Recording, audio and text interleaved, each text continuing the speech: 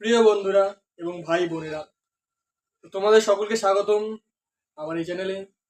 তো আজকের ক্লাসে আমরা ভারতীয় সংবিধানের যে ঐতিহাসিক প্রেক্ষাপট সেই সম্পর্কে জানবো, এবং তোমরা ভিডিওটাকে শুরু থেকে শেষ পর্যন্ত দেখবে এবং চ্যানেলটাকে তোমরা ফলো করে নেবে, কেননা আমি ভারতীয় সংবিধানের যে অর্থাৎ সম্পূর্ণ তোমার সিলেবাসটা আমরা কি করবো। তো শুরু করা যাক। এবং তোমরা জানো নিশ্চয়ই যে ব্রিটিশরা কি ভারতে শাসন করে। আমাদের সবার প্রথমে জানতে হবে যেটা হচ্ছে যে ইস্ট ইন্ডিয়া কোম্পানি ভারতে কবে আসে, ঠিক আছে? অর্থাৎ 1600 সালে কি 1600 খ্রিস্টাব্দে কি ইস্ট ইন্ডিয়া কোম্পানি ভারতে আসে, তাই না? ইস্ট ইন্ডিয়া কোম্পানি ভারতে আসে কত? 1600 সালে ইন্ডিয়া কোম্পানি। এবং এই ইস্ট ইন্ডিয়া কোম্পানি ভারতে আসে। এবং তোমাদের আরেকটা জিনিস জানতে হবে যে তোমার বাংলা, বিহার এবং উড়িষ্যার দেওয়ানি লাভ করে ইস্ট ইন্ডিয়া কোম্পানি কার কাছ থেকে? দ্বিতীয় শাহ আলমের কাছ থেকে। কি বললাম? যে বাংলা, বিহার এবং উড়িষ্যার দেওয়ানি লাভ করে অর্থাৎ কোম্পানি কার কাছ থেকে? দ্বিতীয় শাহ আলমের কাছ থেকে, বছরে 26 লাখ টাকার বিনিময়ে এই তোমার দেওয়ানি লাভ করে। বা তোমাদের এই যে ঐতিহাসিক প্রেক্ষাপট জানতে গেলে অবশ্যই আমাদের কি কয়েকটি কি আমাদের তোমার ব্রিটিশ সরকারের যে আইনগুলি সে সম্পর্কে আমাদের জানতে হবে। প্রথম আইনটা, সেই আইনটার নাম হচ্ছে রেগুলেশন অ্যাক্ট, অর্থাৎ রেগুলেটিং অ্যাক্ট 1773, ঠিক আছে? কি বললাম? তো আজকে আমরা প্রথম আইনটা পড়বো কি রেগুলেটিং অ্যাক্ট। রেগুলেটিং বা রেগুলেশন বলতে পারি, ঠিক আছে? রেগুলেটিং অ্যাক্ট আইন বা রেগুলেশন আইন, ঠিক আছে? এই 1773 সালে এই আইনটা হয়। কি বললাম? আর 1773-এ এই রেগুলেশন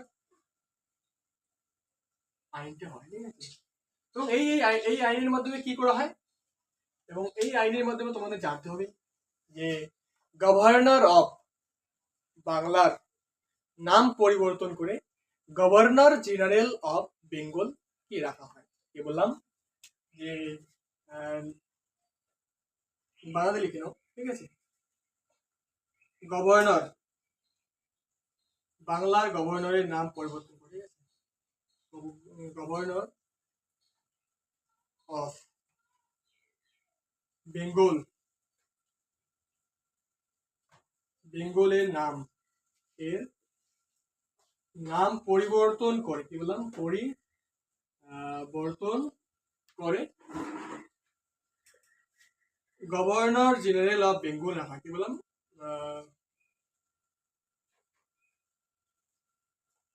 গভর্নর মানে ঠিক করে গভর্নর বললাম, গভর্নর জেনারেল অফ বেঙ্গল রাখা হয়। কি বললাম? যে গভর্নর অফ বেঙ্গলের নাম পরিবর্তন করে গভর্নর জেনারেল অফ বেঙ্গল রাখা হয়।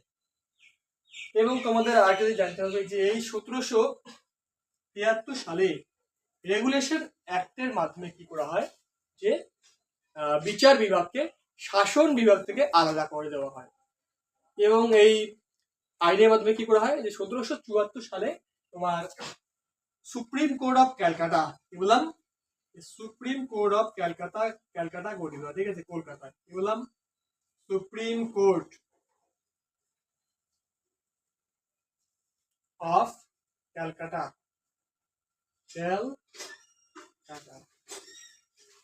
কি বললাম? সুপ্রিম কোর্ট অফ ক্যালকাটা গঠিত হয় কবে? 1774 সালে এই সুপ্রিম কোর্ট অফ ক্যালকাটা কি গঠন করা হয় এই রেগুলেটিং অ্যাক্ট 1773-এর মাধ্যমে। এবং তোমরা জানতে হবে যে এই সুপ্রিম কোর্ট অফ ক্যালকাটার প্রথম বিচারপতিকে, এই কোশ্চেনটা কিন্তু কি পরীক্ষায় বারবার আসে। সুপ্রিম কোর্টের প্রথম বিচারপতিকে, ঠিক আছে? প্রথম বিচারপতি হচ্ছে কে? প্রথম বিচারপতি স্যার এলিজা এমপি। কি বললাম? স্যার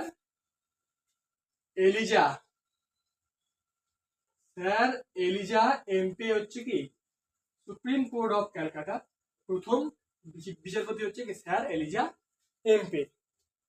এরপরে ব্রিটিশ সরকারের আমরা পরবর্তী আইনটা আমরা দেখে নিই।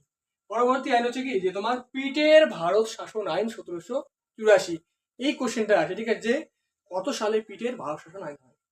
কত সালে? 1784-তে হয় পিটের ভারত শাসন আইন। কি বললাম যে পিটের বা পিটস ইন্ডিয়া অ্যাক্ট বলতে পারো, পিটের ভারত শাসন আইন কত সালে? 1784। পিটের ভারত শাসন আইন, ঠিক আছে। এই আইনের মাধ্যমে কি করা হয়? এই আইনের মাধ্যমে যদি আমরা বলি যে তোমার যে বাণিজ্যিক কার্যকলাপ নিয়ন্ত্রণের জন্য কোড অফ ডিরেক্টর এবং রাজনৈতিক কার্যকলাপ নিয়ন্ত্রণের জন্য বোর্ড অফ কন্ট্রোল নামে দুটি বোর্ড কি তারা দুটি সংস্থা তারা কি গঠিত করে। কি বললাম যে বাণিজ্যিক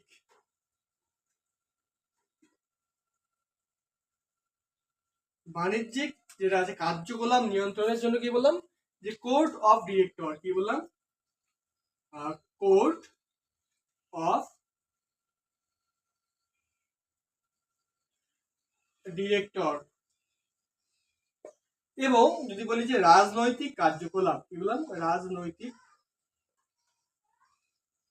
রাজনৈতিক কার্যকলাপ নিয়ন্ত্রণের জন্য কি গঠন করা হয়? Board of control. কি বললাম? Board of control. অফটা আমি কিন্তু লিখলাম না, ঠিক আছে,